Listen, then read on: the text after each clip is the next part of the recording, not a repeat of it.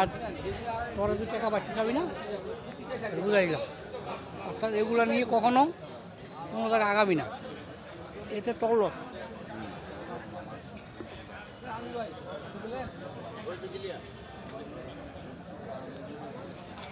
আমার খালি কইলো বাপ্পি দোষ টাকাটা দে, তোর আমি 1 সপ্তাহের মধ্যে টাকাটা পেমেন্ট করে দিব।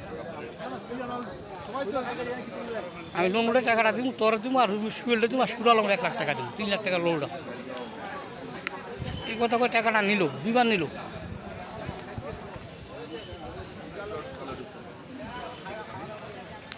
লজি গেলাম, দোস্ত কি করছ, টাকা দিব, কই দে। তারপরে আইসল কয় জিরার থেকে আবার কিছু টাকা নিয়ে দে। জিরার কাছে গেছিল বলে, জিরা বলে আমার কথা কইছি, বাপি যদি কল করে কয় তা টাকা দিব, নাহলে দিম না। আমি আমার কই তুই কইস, আমি কো আমার আমি দেবো, তোর মতন